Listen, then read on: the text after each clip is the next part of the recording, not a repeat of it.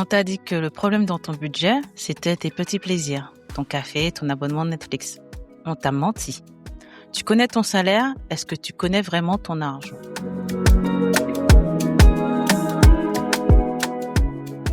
Bienvenue dans un nouvel épisode du podcast « La précarité financière n'est pas juste perdre son job ».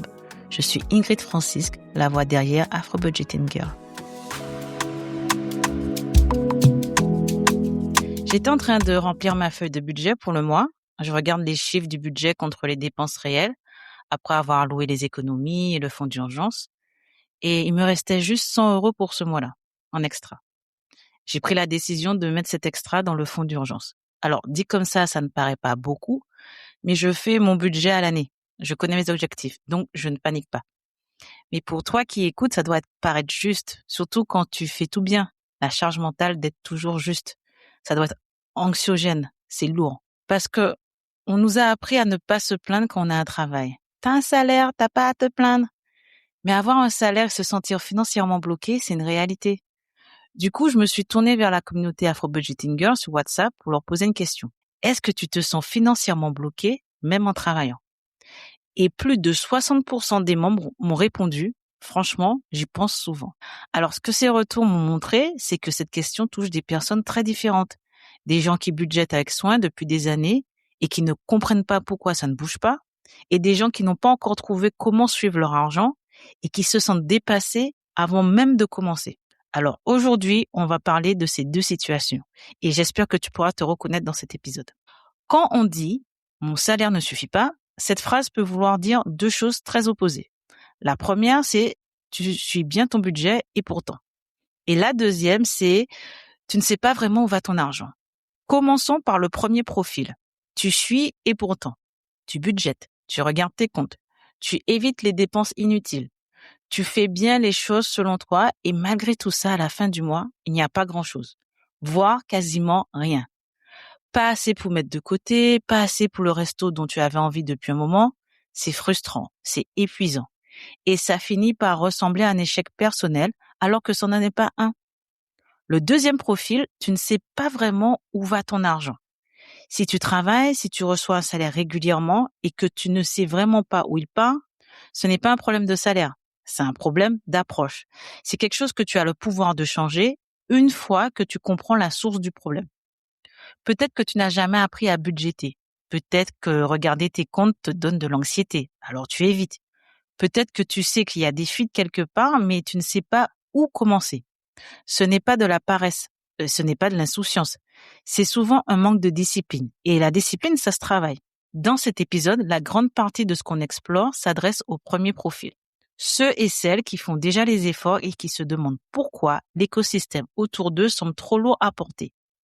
Si tu es le deuxième profil, reste là quand même. Parce que comprendre les pressions structurelles, ça t'aide à comprendre pourquoi le budget n'est pas un ennemi. C'est un outil pour ton équilibre de vie. Et je te réserve un épisode entier dédié à ton profil pour qu'on puisse aller en profondeur sur ce que ça veut dire de construire cette discipline et par où commencer concrètement. Ce podcast, la précarité financière n'est pas seulement perdre son job, la communauté, les outils, tout ça existe pour toi. Tu es exactement là où tu dois être. Dans l'épisode 2 du podcast, on a posé une définition claire de ce qu'est la précarité financière et la vulnérabilité financière. On sait que les deux ne sont pas liés à seulement perdre son job. La précarité, c'est tout événement qui déstabilise ta vie financière. La dette, la maladie, une mauvaise gestion administrative, le manque de préparation légale, une succession. Ou le simple fait que les coûts augmentent plus vite que ton salaire. Si tu n'as pas encore écouté l'épisode 2, c'est le point de départ. Le lien est dans les notes de cet épisode. Aujourd'hui, les chiffres viennent confirmer ce que tu ressens déjà dans ton quotidien. Fait 1, les salaires ne suivent pas. De quand date ta dernière augmentation de salaire ? Est-ce qu'elle est suffisante pour couvrir ton poste de dépense en particulier ? Dis-moi dans les commentaires. Au Royaume-Uni, en 2024, les salaires augmentaient de 5,6%. Mais dans la même période, l'inflation a tourné entre 7 et 9%. Tu gagnes plus sur le papier, mais tu achètes moins dans la vraie vie. Et ce décalage-là, il est ressenti un peu partout dans le monde. Fait numéro 2, le logement. À Londres, par exemple, un appartement d'une chambre coûte en moyenne 2000 pounds par mois. 2 chambres entre 2900 et 3200 pounds. Ça pique. Et si tu te demandes, vaut-il mieux acheter? Pas si sûr. Le prix moyen d'une maison de 2 chambres est de 539 000 pounds. Oui, tu peux réécouter ce que je viens de dire, ça ne changera pas le prix. Ton petit chocolat chaud du dimanche n'est pas en compétition avec ces chiffres. Le logement, oui. Fait numéro 3, la garde d'enfants. À Londres, une place en crèche à temps plein coûte entre 1600 et 2000 pounds par mois. C'est l'équivalent d'un second loyer. On nous rabâche que pour être confortable financièrement, il faudrait que les 2 parents travaillent. Mais pour pouvoir travailler, il faut s'assurer que tes enfants soient gardés. Au moins la moitié du salaire y passe déjà. Ironie, quand tu nous tiens. Fait numéro 4, la nourriture. Une famille de 4 personnes au Royaume-Uni dépense aujourd'hui environ 500 à 600 pounds par mois pour les produits de base. Et ça, sans parler des produits d'hygiène féminine, des produits ménagers. Je vais te donner ma réalité, à titre d'exemple. Jusqu'à début 2025, j'achetais ma viande chez le boucher, de très bonne qualité, mais en petite quantité. Je privilégiais surtout pour les enfants. Lorsque j'ai été licenciée, j'ai préféré maîtriser le budget en achetant ailleurs, seulement quand il y a des offres. En qualité de produit, j'ai vu la différence. Je me suis dit, ok, c'est temporaire.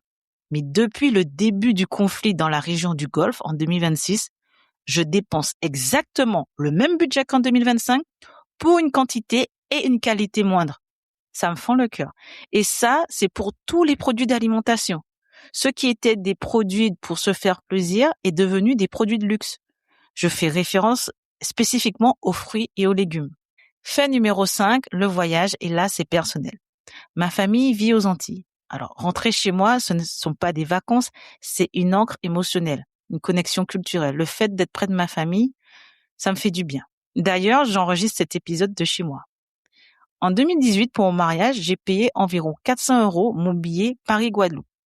Aujourd'hui, en 2026, le même trajet dépasse souvent les 900 €, même en basse saison. Et ça, quelle que soit la compagnie aérienne, à croire qu'ils s'entendent sur le prix. Ce n'est pas de la mauvaise gestion. C'est la vie qui change autour de toi, à un rythme que ton salaire n'a pas suivi. Pour ce sujet d'ailleurs, je prépare un bonus épisode pour vous raconter mes vacances d'un point de vue financier. Vous n'allez pas être déçus. N'oubliez pas de vous inscrire pour avoir les dernières notifications du podcast. Dans l'épisode 5, c'est quoi la résilience financière? On a parlé de l'écosystème financier, les 6 piliers qui façonnent ta réalité financière bien au-delà de ton relevé de compte. Ta famille, le logement, le travail, les normes culturelles, le système fiscal et légal. Tout ça forme un écosystème. Et quand cet écosystème est sous pression, ton budget l'est aussi, même si tu fais tout bien. Mais il y a une couche supplémentaire que les données ne capturent pas, des charges que le suivi budgétaire ne te montre pas, des obligations que personne ne te demande de justifier, mais qui pèsent très lourd tous les mois. Les transferts d'argent et le soutien à la famille. Aider un parent, un frère, une sœur, participer aux frais d'un enterrement, d'un mariage, d'une urgence médicale à des milliers de kilomètres. Ces dépenses ne sont pas facultatives. Elles font partie de qui tu es, de ta culture, de tes valeurs. Et elles ne figurent jamais dans les conseils de « mets 20% de côté chaque mois ». Les attentes culturelles. Dans certaines familles et certaines cultures, gagner un bon salaire, c'est aussi avoir une responsabilité. Tu t'en sors bien, tu peux aider. Et on aide jusqu'à un certain point, parce qu'on aime. Parce que si les rôles étaient inversés, on espérerait la même chose. Enfin, je crois. Soyez francs avec vous-même. Vous auriez voulu recevoir de l'aide d'un parent ou d'un cousin plus confortable financièrement que vous? Mais cette responsabilité-là n'est jamais comptée dans les calculs. Les interruptions de carrière, chômage technique, s'occuper d'un parent ou d'un enfant malade, une naissance, une transition dans une nouvelle vie. Ces interruptions ont un coût immédiat sur le salaire mensuel et un coût long terme sur les droits à la retraite, les promotions, les opportunités. Et ceux et celles qui les vivent ne le choisissent pas par manque d'ambition. Les dettes des chapitres précédents. Un crédit souscrit pendant une période difficile, des mensualités qui datent d'un divorce, d'une séparation, d'un déménagement. La vie laisse des traces financières. Et parfois, on les porte pendant des années, même quand la situation a changé. Tout ça mis ensemble, ça crée ce que j'appelle un écosystème financier en déséquilibre. Ce n'est pas que le salaire soit trop petit, c'est que l'écosystème autour de ce salaire est trop lourd. Et la précarité financière, ça n'est pas seulement perdre son job. Est-ce que tu as déjà cartographié tout ce que ton écosystème porte vraiment? Pas juste les factures, les obligations invisibles, les attentes, les charges que personne ne voit. C'est exactement ce que le guide pratique des 200 questions est là pour faire. Pas te donner des réponses, te poser les bonnes questions, celles que tu ne t'es peut-être jamais posées. Maintenant, je veux qu'on parle d'une chose qu'on fait tous et toutes à un moment ou un autre. Les comparaisons. Se comparer aux uns et aux autres. Supposer certaines situations sans avoir les tenants et aboutissants. Elle a le même salaire que moi. Comment elle fait? Comment elle a autant d'économies? Cette comparaison est toxique et surtout non productive. Tu ne connais pas son écosystème financier. Tu ne sais pas si ses parents l'aident à payer son loyer. Tu ne sais pas si elle a hérité. Tu ne sais pas si elle a une dette invisible qu'elle porte en silence. Et de mon expérience, beaucoup ne te diront jamais la totalité de ce qui se passe financièrement dans leur vie. D'autres ont des longueurs d'avance sans vraiment le savoir, car les générations précédentes ont fait le travail pour eux. Les circonstances de chacun sont uniques. Tirer des conclusions à partir du salaire de quelqu'un d'autre sans connaître son écosystème, c'est se faire du mal inutilement. C'est contre-productif et ça peut créer du ressentiment. Ce qu'il faut faire à la place, c'est être honnête avec toi-même. Pas sévère, honnête. Est-ce que tu suis vraiment tes dépenses? Est-ce qu'il y a des angles morts financiers dans ta gestion? Des postes que tu n'avais jamais vraiment cartographiés? Je veux m'arrêter ici un moment pour le deuxième profil, celui qui ne sait pas encore vraiment où va son argent. Je ne t'ai pas oublié. Et cet épisode n'est pas là pour te faire sentir en dehors de la conversation. Bien au contraire. Voilà ce que je te propose concrètement. La première étape, c'est de voir, pas de juger. Pas de tout corriger d'un coup, juste voir. Parce que tu ne peux pas changer ce que tu ne vois pas encore. Dans le suivi budgétaire que je te propose gratuitement sur afrobudgetinggirl.com, il y a un onglet dédié pour cartographier toutes tes dépenses par catégorie. Le nom du fournisseur, la fréquence, la catégorie. Toutes les consignes sont dans le suivi budgétaire. Tu l'ouvres, tu commences à remplir. C'est tout. Pas besoin d'être parfait dès le départ. Et si tu veux aller plus loin, le guide pratique des 200 questions est là pour t'aider à comprendre les forces invisibles ou visibles qui ont un impact sur ton budget, à nommer les angles morts financiers, à voir ton écosystème en face avec clarté. Et si tu veux y aller plus en profondeur avec quelqu'un pour t'accompagner, inscris-toi à la newsletter ou rejoins le groupe WhatsApp pour la prochaine date des webinaires. Ces 2 outils ont des versions gratuites. Le lien est dans la description de cet épisode. Et je te le promets, il y aura un épisode entier dédié à ton profil. Parce que construire cette discipline de A à Z, ça mérite qu'on y consacre le temps qu'il faut. Pas une parenthèse, un épisode complet. Alors inscris-toi à ce podcast pour ne pas le manquer. Quand on cherche des réponses, beaucoup se tournent vers l'intelligence artificielle. ChatGPT, comment je gère mon budget? Comment je peux gagner de l'argent plus vite? L'IA va répondre. Structuré, logique, rassurant. Mais voilà ce qu'elle ne sait pas. Elle ne connaît pas ton écosystème. Elle ne sait pas que tu envoies de l'argent au pays, que tu rembourses encore une dette de 2019, que tu es seul à gérer les enfants, le loyer et les appels de ta mère. Elle te donne une réponse générale. Et l'outil que tu utilises change la réponse que tu obtiens. ChatGPT, Gemini, Claude, ce ne sont pas les mêmes réponses. Aucun n'est neutre. L'IA peut être un point de départ pour explorer des concepts. Mais elle ne remplace pas un expert qui te connaît, qui sait quelles questions te poser. Elle ne remplace pas le travail honnête de regarder tes propres chiffres en face. C'est pour ça qu'on a construit des outils adaptés à ta réalité, pas à une réalité générique. Il y a quelque chose dont on ne parle pas assez. Et pourtant, c'est réel, c'est lourd et ça épuise. C'est la charge mentale de ne jamais être vraiment à l'aise financièrement. Pas en crise ouverte, mais jamais tout à fait libre non plus. Tu as ton salaire qui arrive. Mais avant même qu'il tombe, tu es déjà en train de faire les calculs. Tu sais que les factures sont encore plus proches que la paye. Tu suis les jours, tu as les yeux sur ton compte. Et cette tension dans le ventre, quand la date approche, c'est épuisant. Parce que tu portes un écosystème lourd et que l'espace entre le salaire et les obligations est trop court. Cette charge mentale de la rareté, liée au trauma de la précarité, même quand tu n'es pas dans le dénuement total, elle affecte ta concentration, elle affecte tes décisions, elle prend de la place dans ta tête qu'elle ne devrait pas occuper. Et c'est une forme de précarité que personne ne voit de l'extérieur. Attention aux fausses solutions sous pression. Et c'est là que ça devient dangereux. Quand on est sous pression financière, on cherche des solutions rapides. Et certaines personnes vont te les proposer. La vente en pyramide qui promet des revenus passifs en quelques semaines. Le schéma d'investissement qui garantit 30% par mois. Le trading sur les cryptos comme solution miracle.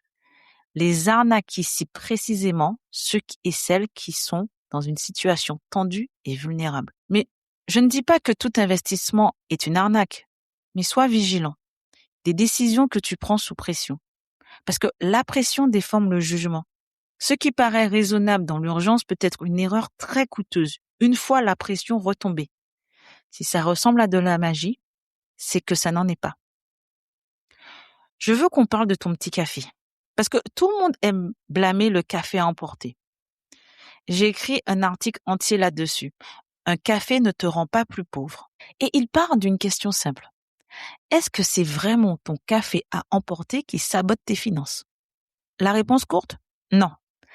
La réponse longue, tu la trouveras sur le blog afrobudgetinggirl.com. Le lien est dans la description.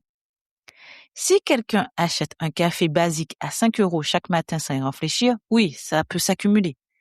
Mais si une fois par semaine, tu t'assieds avec une amie, tu bois ton petit café, vous parlez, vous respirez, vous vous reconnectez, ce n'est pas du mauvais comportement financier. C'est un moment de joie qui a sa place dans ton budget. Je fais ce choix moi-même. Je vais dans un studio de spinning pour faire du sport. Alors, certaines personnes me diront, prends tes pieds et cours.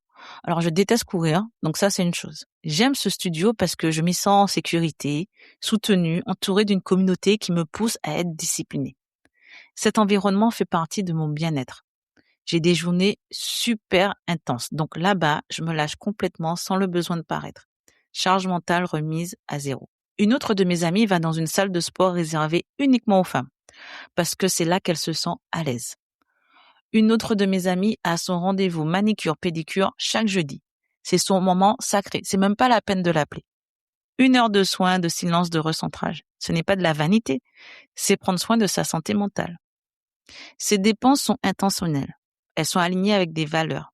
Elles ont leur place. Ce qui perturbe vraiment un budget, ce n'est pas la joie intentionnelle. C'est la consommation guidée par les tendances. Les consommations guidées par l'outrance. Pas par les valeurs. La dernière poupoule boubou, la tasse Starbucks édition limitée, les ventes extrêmes de fast fashion sur TikTok qui te font croire que tu as besoin de quelque chose de nouveau tous les 3 jours. Ce type de dépense ne vient pas de la joie. Il vient de l'environnement, de la pression, de l'influence. Et ça, c'est une vraie fuite. La question n'est pas est-ce que je mérite ce plaisir? La question est est-ce que c'est moi qui ai choisi ça ou est-ce que quelqu'un d'autre a choisi pour moi? Pendant très longtemps, je ne m'accordais rien. Je pensais que chaque centime devait être investi, devait être mis de côté. Alors que j'adore voyager et j'adore découvrir les gastronomies, j'adore manger. Et même avec mes économies de côté, les soucis financiers à gérer me tombaient quand même dessus. Je n'avais pas de soupape pour relâcher la pression ou ma frustration. Alors je me suis décidée à me faire plaisir, mais de façon maligne. Aller au théâtre, par exemple, mais le mardi en mode étudiante.